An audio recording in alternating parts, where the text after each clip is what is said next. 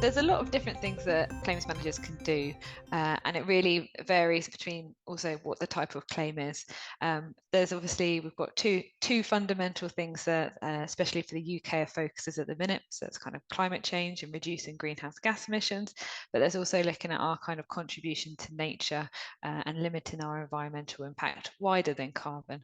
The government is bringing out new legislation for all new builds next year that they must be 10% contribution to local biodiversity. Because there's so many different actors, there's so many different levers. So whether you're looking at whether it's the insurers or the clients, and kind of trying to do a top down and a bottom up approach to hopefully meet in the middle for a kind of acceptable sustainability output or outcome, dependent on what the nature of the claim is. When we're restoring today compared to how we might have restored in 5 or 10 years ago, sustainability is definitely one of up there as one of the key decision points of what we consider kind of at the front end of things. So that's probably been a bigger change. We look at when we're restoring how we can minimize the amount of waste that might be produced. So instead of if a kitchen worktop, for example, is damaged, we very much look to seek to solutions that can fix that damage rather than replace the whole kitchen. We also have quite a lot of ability to work with our supply chain in restoring things to how they used to be. So particularly things that are wood veneered, for example, we've got kind of specialists within our contractor chain that can reinstate those items to kind of as they were. We do a lot of kind of environmental modelling and clearing up after a contaminated spill. So when a homeowner's, for example, oil container spills, we'll kind of remediate it and sort it out. And we've just launched zero waste to landfill for that.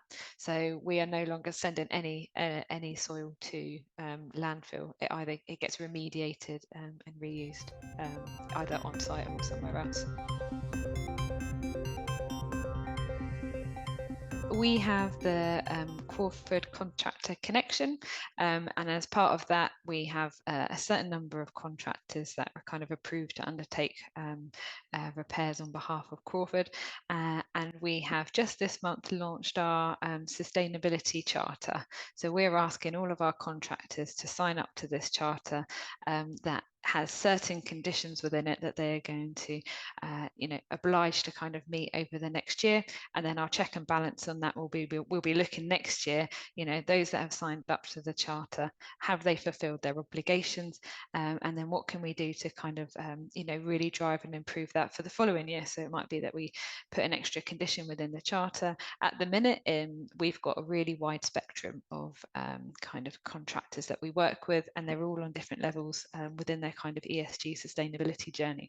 So we really try not to take the kind of command and control approach, which says you must set targets and da. We've said you must set targets, but you set your own targets, and then we're going to check to see that you're doing that. Because one of the other things that's going on within the industry at the minute is it kind of, I do understand it, but it's a massive kind of data grab. And for us, we're very aware that data grab, although important, might deprioritize doing something else, because that limited resource might spend their whole time tracking waste data or travel data. That might not necessarily reduce the waste or reduce the traveling. It's much better for them to identify, what might be their biggest impacts and what they can do to kind of reduce those, and then go back and check, rather than trying to do the kind of, like I said, top-down approach. We also have top performers within that contractor connection. So we're really rolling this out with the ones that are the top key performers at the minute, and because they're already highly engaged and they want to keep their top performer status, we're going to pilot it with them and see how it works rolling out. As part of the contractor connections, we also have a foundation element of it, where we have partnerships with kind of relevant charities across the whole insurance sector. So whether that's Insurers United Against Alzheimer's, or we have one called the Lighthouse. There's a lot of different charities in there, and so we really try and include the social aspect of our ESG approach as well.